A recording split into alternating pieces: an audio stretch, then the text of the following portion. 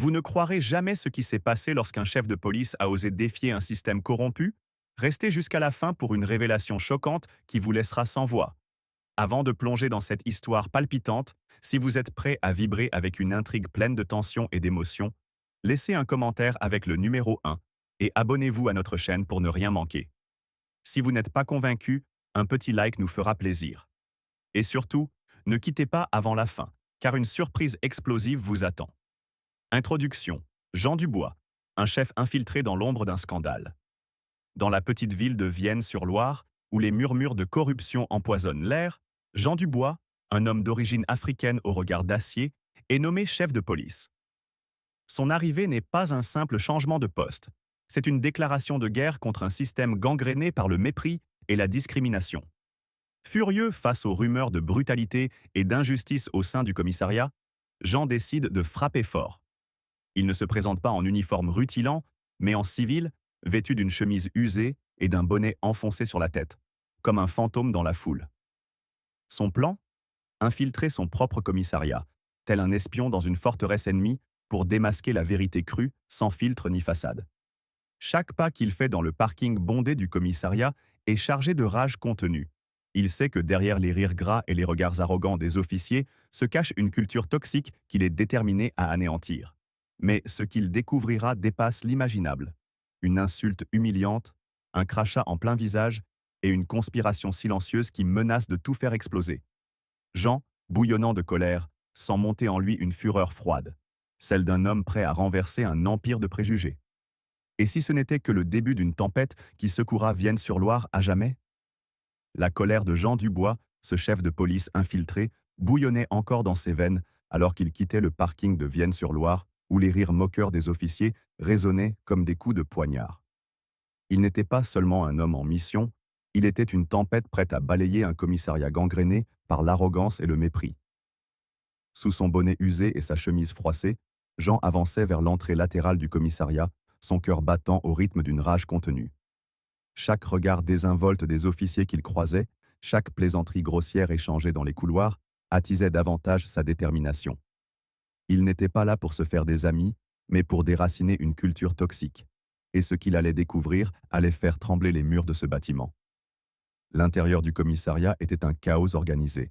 Des téléphones sonnaient, sans relâche, des néons grésillaient, et l'odeur âcre du café bon marché flottait dans l'air. Jean marchait lentement, ses yeux scrutant chaque détail, les groupes d'officiers agglutinés autour des bureaux, riant à des blagues douteuses, ignorant les piles de dossiers poussiéreux. Personne ne lui prêtait attention, et c'était exactement ce qu'il voulait. Il s'arrêta près de la salle de pause, feignant de consulter un panneau d'affichage, lorsque soudain, une voix tranchante déchira l'air. « Et toi ?» Jean se retourna pour faire face à Pierre Martin, un officier au sourire narquois, son badge luisant sous la lumière crue.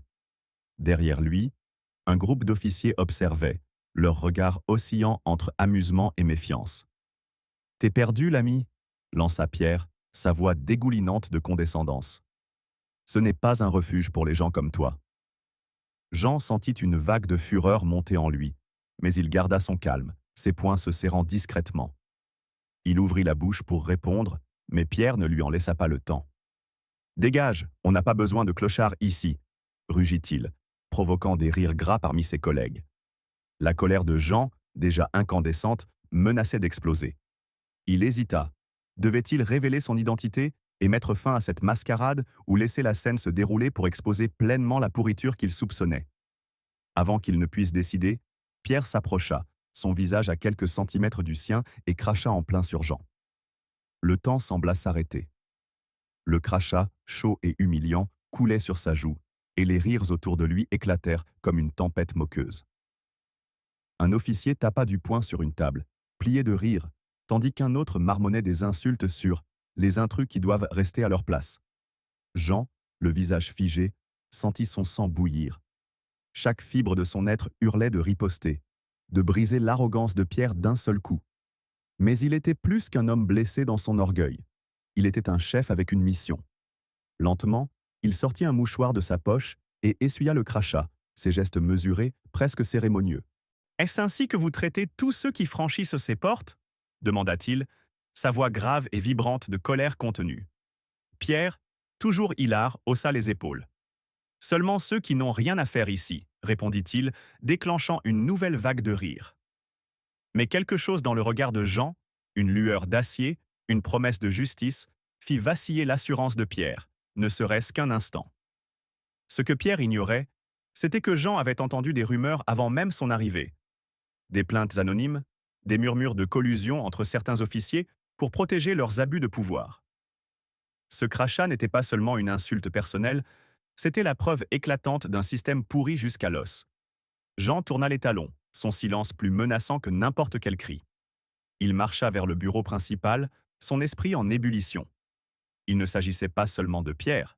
Il y avait quelque chose de plus sombre, une alliance tacite entre certains officiers pour maintenir ce statu quo toxique. Une note anonyme glissée sous sa porte la veille l'avait averti. « Attention, chef, certains ici ne vous laisseront pas changer les choses. » Cette menace, combinée à l'humiliation qu'il venait de subir, ne faisait qu'attiser sa rage. Il n'était pas seulement là pour réformer, il était là pour faire tomber ceux qui pensèrent pouvoir défier la justice sous son nez. Alors qu'il s'éloignait, l'interphone grésilla, convoquant tous les officiers dans la salle de réunion. Jean savait que l'heure de la vérité approchait. Il serra le dossier qu'il tenait sous son bras, un dossier contenant non seulement son badge de chef, mais aussi une liste de plaintes non résolues qu'il avait discrètement collectées. La confrontation imminente ne serait pas seulement un dévoilement de son identité, mais le début d'une guerre contre un système qui avait trop longtemps prospéré dans l'ombre. Chaque pas vers la salle de réunion était un pas vers l'explosion d'une vérité que personne, pas même Pierre, n'était prêt à affronter. Alors que Jean Dubois s'éloignait du crachat infâme de Pierre Martin, sa colère, semblable à une lave en fusion, menaçait de déborder à chaque pas qu'il faisait dans les couloirs du commissariat de Vienne-sur-Loire. Ce n'était pas seulement l'humiliation personnelle qui le consumait, c'était la révélation brutale d'une culture toxique, profondément enracinée, où le mépris était une devise et l'arrogance un insigne. Pourtant, Jean, le nouveau chef de police infiltré, n'était pas homme à céder à l'impulsion. Chaque goutte de salive qui avait souillé son visage devenait un carburant pour sa mission. Démanteler ce système corrompu, non par la violence, mais par une justice froide et implacable. Alors qu'il marchait vers le bureau principal, un détail troublant attira son attention. Une note froissée, glissée à la hâte dans sa poche pendant l'altercation, portant un message griffonné à l'encre noire. « Vous ne durerez pas une semaine, étranger. » Cette menace, loin de l'intimider, attisa sa fureur, transformant son indignation en une détermination d'acier. Dans la lumière crue des néons, Jean s'arrêta un instant, le mouchoir encore serré dans sa main. Le crachat de Pierre n'était pas un acte isolé. Il était le symptôme d'un mal plus profond, une conspiration silencieuse entre officiers pour protéger leurs privilèges et étouffer toute tentative de réforme. Jean, les mâchoires serrées, sentit son pouls accélérer. Il n'était plus seulement un observateur, il était un guerrier entré dans une arène où chaque regard, chaque murmure, était une arme pointée contre lui. Il traversa le couloir, ignorant les rires étouffés qui persistaient dans la salle de pause. Les officiers, inconscients de la tempête qui s'annonçait, continuaient leurs plaisanteries, mais Jean captait des bribes de conversation, des allusions à des plaintes ignorées, à des preuves égarées dans des affaires impliquant des officiers. Une rumeur, entendue la veille dans un café de Vienne-sur-Loire, lui revint à l'esprit. Pierre Martin, loin d'être un simple provocateur, était le pivot d'un réseau informel au sein du commissariat, un cercle d'officiers prêts à tout pour maintenir leur pouvoir. Jean s'arrêta près d'un bureau encombré, feignant de vérifier un registre. Un officier, une femme nommée Claire Lefebvre, passa à côté de lui, son regard fuyant. Contrairement aux autres, elle ne riait pas. Son visage trahissait une gêne, peut-être une culpabilité. Jean nota mentalement son nom. Était-elle une alliée potentielle ou une complice silencieuse? Avant qu'il ne puisse l'interroger, Pierre Martin surgit à nouveau, flanqué de 2 collègues, son arrogance intacte. « Toujours là, toi ?» lança-t-il, sa voix dégoulinante de mépris. « T'as pas compris le message ?» Cette fois, il ne cracha pas, mais il bouscula Jean d'un coup d'épaule, provoquant un éclat de rire parmi les spectateurs. La rage de Jean, déjà à son paroxysme, fut attisée par une nouvelle étincelle. Dans la poche de Pierre, il aperçut un coin de papier similaire à la note menaçante qu'il avait reçue. Était-ce une coïncidence ou la preuve d'un complot orchestré? Jean, immobile, fixa Pierre droit dans les yeux. « Vous pensez que l'intimidation règle tout, n'est-ce pas? Demanda-t-il, sa voix basse mais vibrante d'une colère à peine contenue. Pierre ricana, mais une lueur d'incertitude traversa son regard. Les officiers autour, sentant la tension, se turent. Jean poursuivit, chaque mot comme une lame affûtée. Vous croyez que personne ne voit ce que vous faites ici? Les plaintes enterrées, les abus couverts, les gens réduits au silence? Le silence s'abattit sur le couloir, lourd et oppressant. Pierre, déstabilisé, bredouilla une réponse, mais Jean ne lui laissa pas le temps de reprendre le dessus. Vous vous trompez si vous pensez que je vais fermer les yeux. Il tourna les talons, laissant Pierre et ses acolytes dans un malaise palpable. Ce moment, chargé de tension, n'était que l'antichambre d'une bataille plus vaste. Jean savait que la note dans sa poche n'était pas un simple avertissement. Elle était la preuve d'une résistance organisée, un défi lancé à son autorité avant même qu'il ne la revendique officiellement. Il serra le dossier qu'il portait, contenant non seulement son badge de chef, mais aussi des copies de rapports qu'il avait obtenus secrètement. Des plaintes de citoyens ignorés, des témoignages d'abus de pouvoir impliquant Pierre et ses alliés. Une nouvelle information, glanée auprès d'un informateur anonyme, ajoutait une couche de complexité. Pierre avait des connexions avec un notable local, un homme influent qui profitait du laxisme du commissariat pour protéger ses propres intérêts. Cette révélation transforma la colère de Jean en une obsession. Il ne s'agissait plus seulement de réformer un commissariat, mais de démanteler un réseau de corruption qui s'étendait au-delà de ses murs. Alors qu'il approchait de la salle de réunion, où l'interphone avait convoqué tous les officiers, Jean sentit une chaleur intense dans sa poitrine. Chaque insulte, chaque menace, chaque ricanement qu'il avait enduré ce matin-là n'avait fait que renforcer sa résolution. Il n'était pas là pour négocier avec l'injustice. Il était là pour l'écraser. En ouvrant la porte de la salle, il aperçut Pierre, toujours arrogant, discutant avec un groupe d'officiers. Mais Jean savait que dans quelques instants, le sol tremblerait sous leurs pieds. Sa main serra le dossier et un sourire froid se dessina sur ses lèvres. Cette réunion ne serait pas une simple présentation. Ce serait le début de la fin pour ceux qui pensaient pouvoir le briser. La fureur de Jean Dubois, attisée par l'humiliation infligée par Pierre Martin et renforcée par la note menaçante glissée dans sa poche, pulsait comme un tambour de guerre alors qu'il pénétrait dans la salle de réunion du commissariat de Vienne-sur-Loire. Chaque pas résonnait sur le linoléum usé, chaque souffle portait le poids d'une justice qu'il était déterminé à imposer. L'air était chargé d'une tension palpable, comme si le bâtiment lui-même retenait son souffle, conscient qu'un séisme était imminent.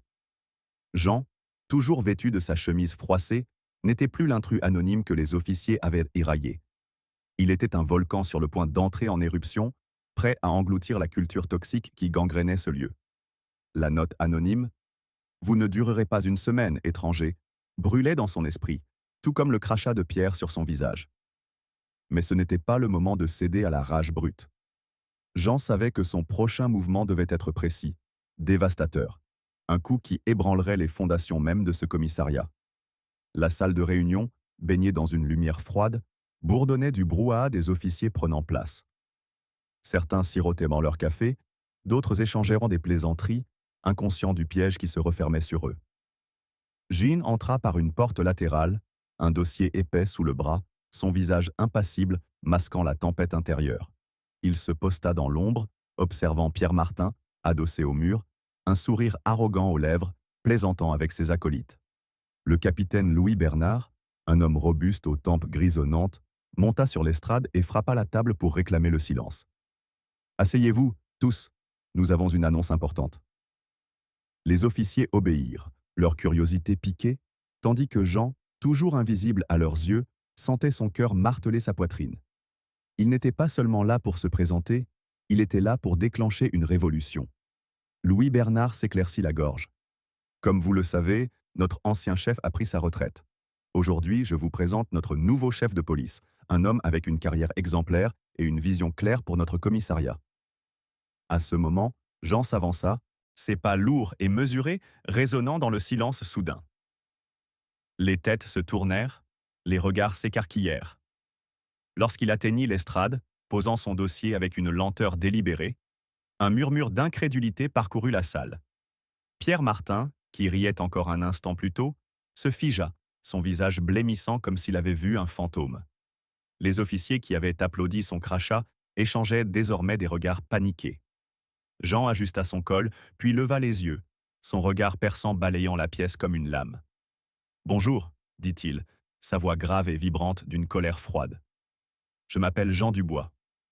À partir d'aujourd'hui, je suis votre chef de police. » Le silence qui suivit était assourdissant, presque suffocant. Pierre, les bras croisés, tenta de reprendre contenance, mais ses mains tremblèrent légèrement. Jean laissa le poids de ses mots s'installer, savourant l'effroi qu'il lisait sur les visages. Puis, il ouvrit son dossier, révélant non seulement son badge, mais aussi une pile de documents, des plaintes de citoyens, des rapports d'incidents étouffés et, plus troublant encore, une liste de noms d'officiers impliqués dans des affaires douteuses, obtenues grâce à un informateur anonyme. « Ce matin, » poursuivit-il, sa voix gagnant en intensité, « j'ai vu de mes propres yeux ce que ce commissariat est devenu. Un lieu où l'on crache sur un homme sans raison, où l'on rit de l'humiliation, où l'on protège les abus sous prétexte de camaraderie. » Les officiers baissèrent les yeux, incapables de soutenir son regard. Pierre, rouge de honte, fixait le sol. Jean fit un pas en avant, sa présence imposante emplissant la pièce. « Certains d'entre vous pensent peut-être que je suis un étranger, une menace à votre petit royaume. » Il sortit la note anonyme de sa poche et la brandit. « Ceci m'a été glissé ce matin, un avertissement pour me faire plier. Mais écoutez-moi bien, je ne plierai pas. » Un murmure nerveux parcourut la salle. Jean poursuivit, sa voix désormais un grondement de tonnerre. « Cette culture de mépris, de corruption, de silence complice s'arrête aujourd'hui. Vous représentez la loi, mais vous l'avez trahie. Et moi, je suis ici pour vous rappeler ce que cela signifie de porter cet uniforme. » Un détail inattendu ajouta une couche de tension. Parmi les documents, Jean révéla une photo, prise à son insu ce matin-là, dans le parking, où Pierre et un autre officier discutaient avec un homme en costume. Un notable local connu pour ses liens troubles avec le commissariat. « Vous pensiez que vos secrets étaient bien gardés ?» lança Jean, son regard fixé sur Pierre. « Vous vous trompiez. » La salle retint son souffle. Cette photo, obtenue par un contact clandestin, suggérait que Pierre n'était pas seulement un provocateur, mais un rouage d'un système plus vaste, impliquant des influences extérieures. Jean sentit une vague de rage l'envahir à l'idée que ce commissariat, censé protéger Vienne-sur-Loire, était devenu le jouet d'intérêts privés. Il s'adressa directement à Pierre, sa voix tranchante comme une guillotine. « Vous, Pierre Martin, avez craché non seulement sur moi, mais sur tout ce que cet insigne représente. Vous pensez que votre petit cercle d'alliés vous protégera? Détrompez-vous. Une enquête interne commence aujourd'hui, et elle ne s'arrêtera pas à vous. » Pierre, désormais livide, balbutia quelque chose, mais Jean l'ignora, s'adressant à l'ensemble de la salle. « Si vous croyez que vous pouvez continuer à agir ainsi, en intimidant, en mentant, en trahissant la confiance de ceux que vous servez, alors vous n'avez pas votre place ici. Mais si vous êtes prêt à changer, à reconstruire ce commissariat sur des bases d'intégrité et de respect, alors je serai à vos côtés. » Jean laissa le silence s'installer, un silence si lourd qu'il semblait écraser la pièce. Il savait que cette révélation n'était que le début. La photo, la note, les plaintes, tout pointait vers un réseau de corruption qu'il devrait démanteler, pierre par pierre. Sa colère, loin de s'apaiser, s'était transformée en une force implacable, une promesse de justice qui ne faiblirait pas. Alors qu'il quittait l'estrade, il croisa le regard de Claire Lefebvre, la seule à oser le soutenir. Était-elle une alliée ou une ennemie déguisée? Il le découvrirait bientôt. Pour l'instant, il savait une chose. Vienne-sur-Loire ne serait plus jamais la même. Le silence oppressant qui suivit la révélation fracassante de Jean Dubois dans la salle de réunion du commissariat de Vienne-sur-Loire vibrait encore dans l'air, comme l'écho d'un coup de tonnerre. Alors qu'il quittait l'estrade, son regard perçant balayant les officiers pétrifiés, Jean sentait une rage incandescente brûler en lui, non pas une colère aveugle, mais une fureur méthodique, celle d'un homme décidé à arracher les racines d'un système corrompu. Le crachat de Pierre Martin, la note menaçante, la photo compromettante reliant Pierre à un notable local. Tout convergeait vers une vérité insupportable. Ce commissariat, censé incarner la justice, était devenu un repère d'abus et de complaisance. Mais Jean n'était pas là pour panser les plaies. Il était là pour trancher dans le vif, et sa première action serait un coup de semonce qui ébranlerait Vienne-sur-Loire. Dans les heures qui suivirent, Jean s'enferma dans son nouveau bureau, un espace exigu où l'odeur de papier poussiéreux se mêlait à celle du café refroidi. Il étala sur la table son dossier, un arsenal de preuves, plaintes de citoyens ignorées, rapports d'incidents falsifiés, et cette photo troublante montrant Pierre Martin en discussion avec Henri Vallée, un homme d'affaires influent de la région, connu pour ses liens opaques avec les autorités locales. Jean, les poings serrés, sentit sa colère redoubler face à l'ampleur de la corruption qu'il découvrait. Chaque document était une insulte à la justice, chaque nom une trahison de l'uniforme qu'il portait avec fierté. Mais un détail inattendu attisa encore sa fureur. Un rapport anonyme, glissé parmi les dossiers, révélait que Pierre et son cercle avaient orchestré une campagne d'intimidation contre un jeune officier, Marc Dubois. Aucun lien de parenté avec Jean, mais un nom qui résonnait comme un défi personnel. Marc, selon le rapport, avait tenté de dénoncer des abus de pouvoir avant d'être réduit au silence par des menaces et une mise à l'écart. Jean se leva d'un bond, son cœur battant à tout rompre. Cette révélation n'était pas seulement un scandale, c'était une déclaration de guerre. Il convoqua immédiatement le capitaine Louis Bernard, dont le visage marqué par des années de service trahissait une lassitude mêlée de résignation. « Je veux tout sur Marc Dubois », ordonna Jean, sa voix vibrante d'une colère à peine contenue. « Et je veux Pierre Martin dans mon bureau dans l'heure. » Louis, déstabilisé par l'intensité de Jean, hocha la tête et quitta la pièce.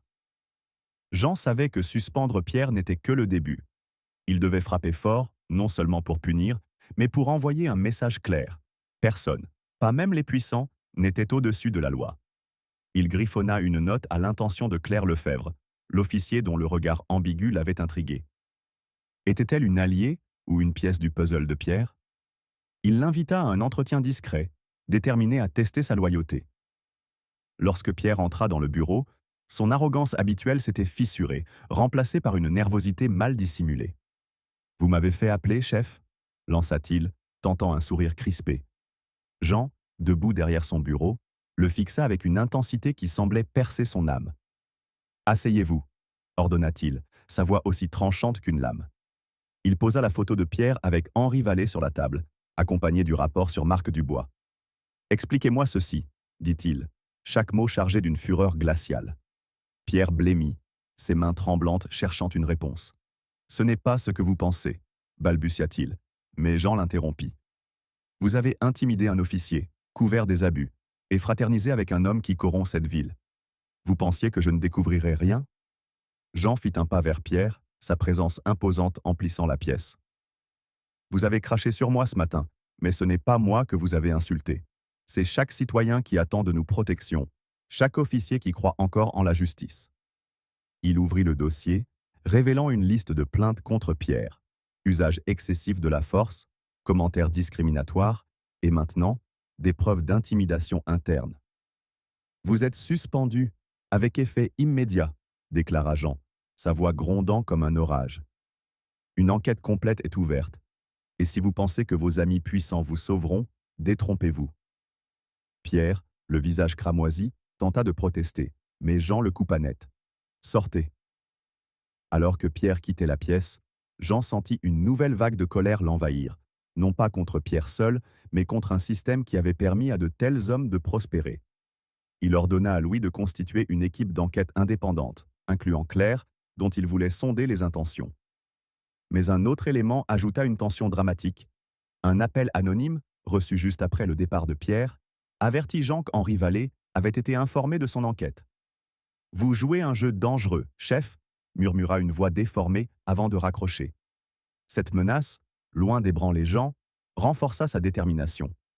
Il ne s'agissait plus seulement de réformer le commissariat, il devait affronter un réseau de pouvoir qui s'étendait jusqu'aux élites de Vienne-sur-Loire.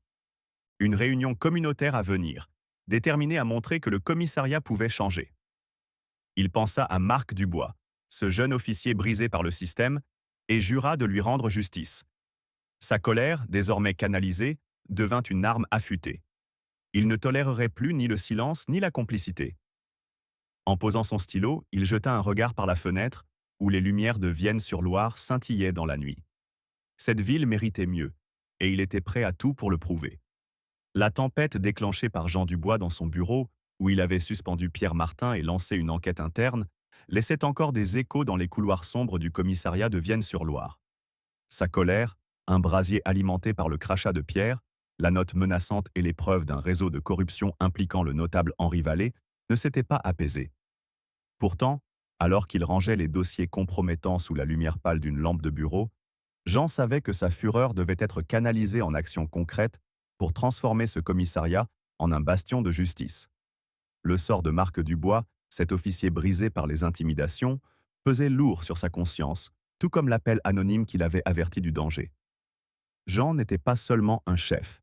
Il était un guerrier luttant contre un système qui avait trahi la ville qu'il jurait de protéger. Le lendemain matin, les murs du commissariat semblaient vibrer d'une tension nouvelle.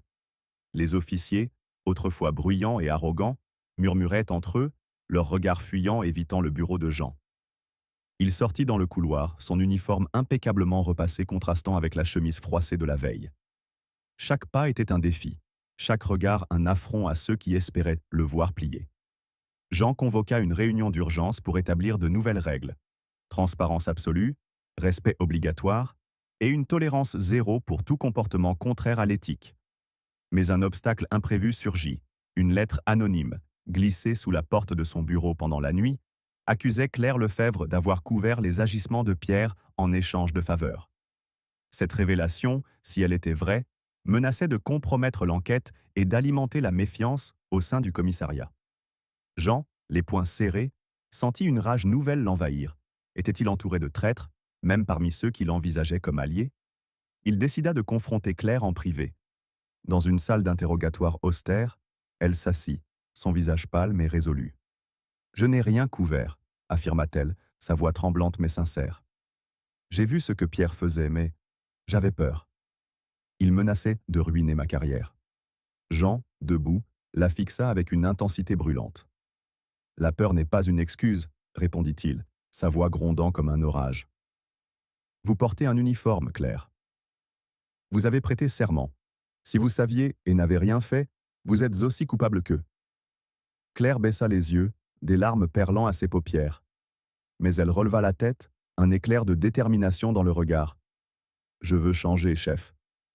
Laissez-moi vous aider à les arrêter. » Jean, déchiré entre méfiance et espoir, accepta de lui donner une chance, mais à une condition, elle devait fournir des preuves concrètes contre Pierre et ses complices. Cette alliance fragile, née dans la tension, devint un tournant dans sa croisade. Parallèlement, Jean intensifia l'enquête sur Pierre et Henri Vallée. Il découvrit, grâce à un dossier secret fourni par un ancien officier à la retraite, que Vallée finançait des campagnes locales en échange d'une protection policière pour ses affaires douteuses. Cette révélation attisa la fureur de Jean. Ce n'était pas seulement le commissariat qui était corrompu, mais tout un écosystème de pouvoir qui exploitait Vienne-sur-Loire. Il ordonna des perquisitions discrètes dans les archives, mettant au jour des reçus falsifiés et des communications codées entre Pierre et Vallée. Chaque document était une gifle, chaque preuve une raison de plus pour ne pas céder. Mais un incident dramatique ajouta une couche de péril. Un soir, alors que Jean quittait le commissariat, une voiture noire tenta de l'intimider en le frôlant à grande vitesse. L'avertissement était clair, il était une cible. Loin de l'effrayer, cet acte renforça sa détermination. « Vous voulez jouer ?» murmura-t-il dans l'obscurité, sa colère désormais une arme affûtée. Jean savait que ces défis, la méfiance envers Claire, les pressions de Vallée, les menaces physiques, étaient hors le prix de la réforme. Il organisa des formations obligatoires sur l'éthique et la responsabilité, malgré les grognements de certains officiers. Il rencontra aussi Marc Dubois, désormais en congé forcé, et lui promit justice. « Vous n'êtes pas seul », lui dit-il, sa voix vibrante d'une rage contenue mais solidaire. Marc, brisé mais reconnaissant, accepta de témoigner contre Pierre. Ce soutien, bien que fragile, était une lueur d'espoir dans la tempête. Jean, cependant, restait hanté par une question. Jusqu'où iraient Vallée et ses alliés pour le stopper? Une rumeur circulait en ville. Vallée préparait une contre-attaque publique pour discréditer Jean, peut-être en manipulant des preuves pour le faire passer pour incompétent. Cette menace, combinée à la trahison potentielle de Claire, transformait chaque jour en un champ de bataille. Alors qu'il se tenait dans son bureau, regardant les lumières de Vienne-sur-Loire scintiller au loin, Jean sentit sa colère se mêler d'une résolution inébranlable. Il n'était pas là pour apaiser les tensions, mais pour les affronter. Chaque officier réticent, chaque menace voilée, chaque complot découvert n'était qu'un obstacle de plus à surmonter. Il rédigea une note à l'attention du maire, exigeant une réunion publique pour exposer les abus du commissariat. Ce serait risqué, mais Jean était prêt à tout. Sa fureur, désormais un feu sacré, le portait vers un avenir où Vienne-sur-Loire pourrait enfin faire confiance à ceux qui la protégeaient. La rage de Jean Dubois, forgée dans les flammes de l'humiliation et des révélations sur un réseau de corruption liant Pierre Martin à l'influent Henri Vallée, brûlait toujours au fond de son cœur alors qu'il quittait son bureau pour affronter une nouvelle bataille.